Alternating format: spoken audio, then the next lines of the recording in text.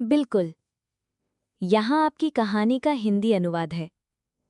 कंजूस व्यापारी और उसके बच्चे। एक समय की बात है, एक शांत गांव में एक बहुत धनी व्यापारी रहता था। उसका घर गांव में सबसे बड़ा था और उसके भंडारों में सोना, चांदी और अनाज की बोरियां भरी रहती थीं।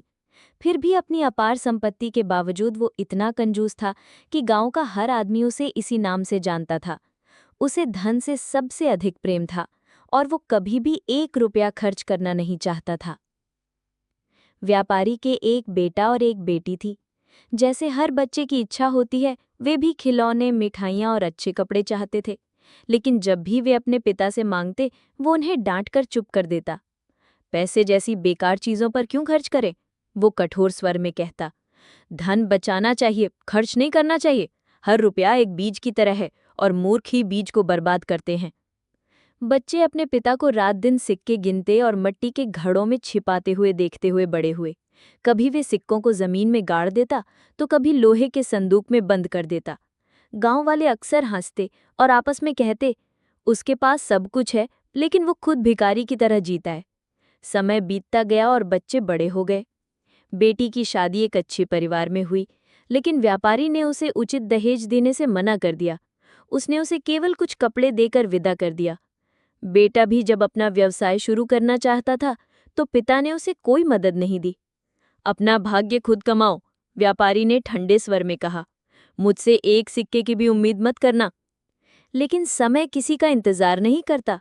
व्यापारी धीरे धीरे बूढ़ा और कमजोर होने लगा। उसके पास सोने चांदी से भरे संदूक थे, फिर भी वो अच्छे वैद्य या दवा पर खर्च नहीं करता। वो बड़बड़ाता, इलाज पर पैसा क्यों बर्बाद करे, और केवल सूखी रोटी और सादा पानी खाकर जीता रहा। एक रात वो गंभीर रूप से बीमार पड़ गया। बेटे और बेटी ने उसकी सेवा की, पर कुछ काम न आया। उसका संचित धन उसकी जान नहीं बचा सका। मृत्युशैया पर व्यापारी को अपनी भूल का एहसास हुआ। कांपती आवाज में उसने कहा, मैंने सारा जीवन धन बचाने में लगा दिया, पर असल जीवन कभी नहीं जिया। तुम्हें कुछ नहीं दिया और अब खाली हाथ चला जा रहा हूं। उसकी मृत्यु के बाद गांव वालों को उसके छिपाए हुए खजाने मिले, लेकिन उसके बेटे बेटी, जिन्हें उसने जीवन भर उपेक्षित किया, खुश न हो सके। वे दुखी होकर बोले, पिता के पास हमें खुश करने के लिए बहुत कुछ था, पर उन्होंने लोभ चुना। ऐसा धन किस काम का जो खुशी न दे सके? और इस तरह व्यापारी की कहानी पूरे गांव के लिए शिक्षा बन गई।